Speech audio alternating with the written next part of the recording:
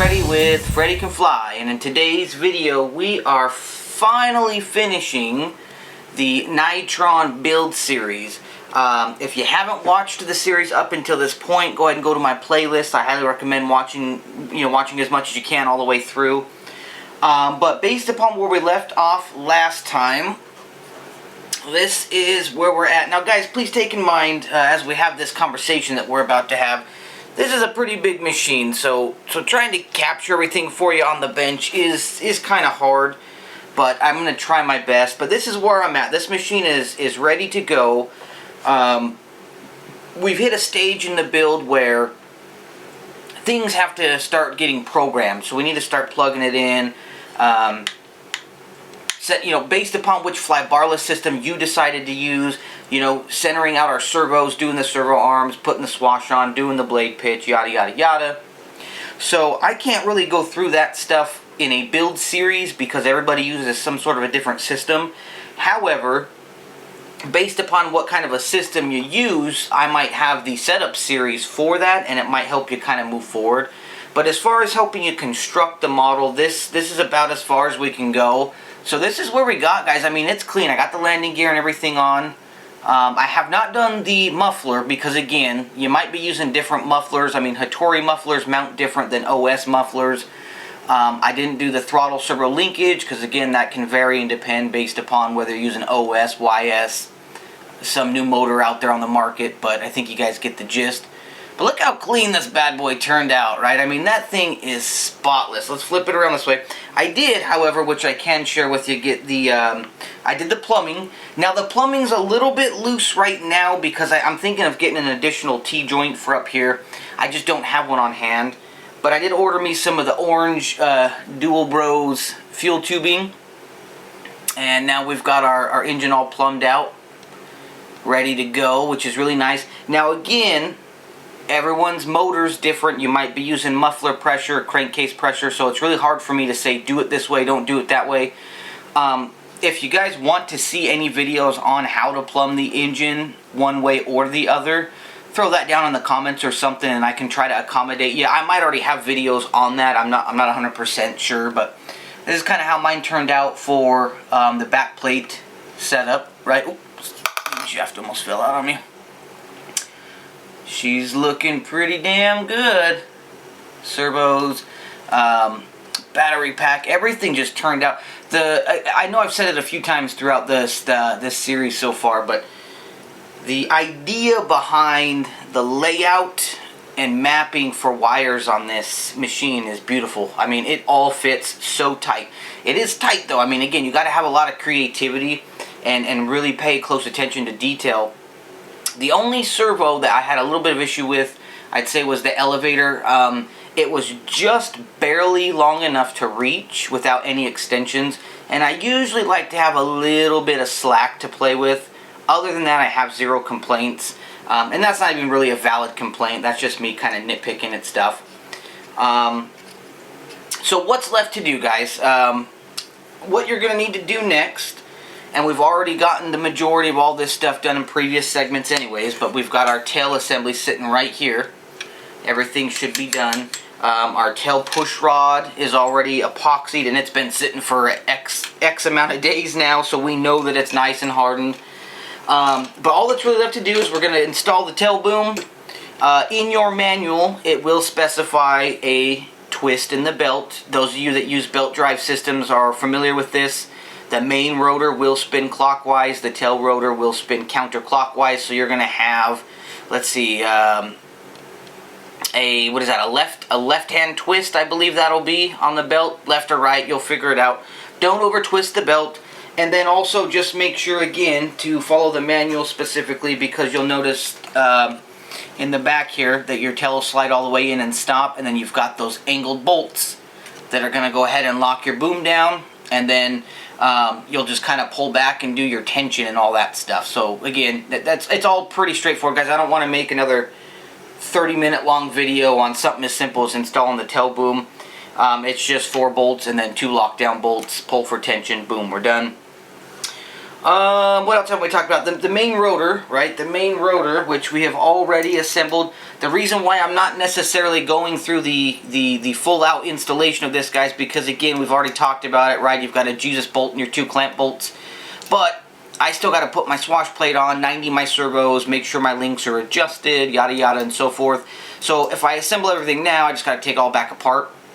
So it should be straightforward, though, right? I'm going to throw the put the main gear in, of course, and everything, and then I'll throw on the swash plate, do my setup, throw on the main rotor, do my setup, and then we can move on. But the main rotor itself is constructed and built, okay? So that's the more important part there. So that's one thing. And then last but not least, guys, is the main gear. Now, I didn't go over a specific video on the main gear. Again, reason being is it's so simple and straightforward. Just look at the manual. Literally, take the gear apart, Loctite your metal parts, heavily grease the one way, slide it into the machine, slide in your main shaft, pin it, done, right? I mean, I just don't feel as though we need to make a big old series out of that either. So, but make sure you get that done. So breaking that back down, guys, you're going to do, finish up the main gear, put on the main shaft, put the swash plate on, 90 your servos per your specific fly barless system. Put on the main rotor, set up your blade pitch range per your fly barless system, whatever it is you're using. Put the tail boom on, add your twists, set up the tail based upon your fly barless system, and then finally, and last but not least, would be the throttle and the governor, again, per your fly barless system. So you can kind of see how there's not much more I can do as far as the build series is concerned, but videos on setup and things like that are something that I do quite frequently as well, guys. So I did want to, real fast, show you guys something really cool. Thing number one is, let's take a look at what this will look like with the canopy on, just for the sake of finishing up. Again, guys, it's a 600 class machine, so it's big, but if I go ahead and throw this on, I don't have the rubbers in yet, but look at that beaut. Oh my god, the canopy just throws it off the wall. That is so nice. Let's look at this other side too. Sorry again, guys, this is kind of hard to move around on the bench, but with this orange, the orange fuel tubing that I got, it just blends it right in. I mean, it almost doesn't even catch your eye because the canopy is so good looking. So that's something that's really, really cool that I really enjoy, is that orange. And what I'm actually going to do, if you guys have ever seen my videos on the custom FreddyCanFly linkages that I used to make, I'm going to be using a piece of that orange fuel tubing for my throttle servo linkage as well, and then the heat shrink on the ends. So the throttle linkage will look kind of custom. But so that's what it looks like with the canopy on. And like we also talked about during this series, let me pull this off here,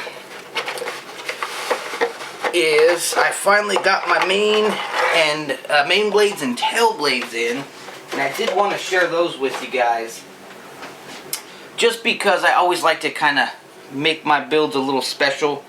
I do also help with distribution in the United States for the Tron products, the 5.5, the NiTron, hopefully coming out here, the 7.0 and things. So in conjunction with RJX, I was able to get my own set of blades for this particular build as well, and I'm pretty stoked about these bad boys. These are going to look really good on here, but you got the FreddyCanFly logo on there. Nice carbon patterning along with the white. I will say it would be pretty cool to order up a set maybe with some orange tips or something, just to kind of go with that orange canopy theme, or the green or the yellow or the purple, whichever model you go with. But I just wanted to share that. So overall, guys, that is going to be... Sorry, I'm dropping stuff. That is basically going to be the end of the construction series for the NiTron machine produced by Tron. Any questions or concerns, again, please feel free to address that down below in the comments. If you need help with specific setup steps, feel free to reach out to me, guys. Again, I don't know everything about every system out there, but I have at least played with the majority of them.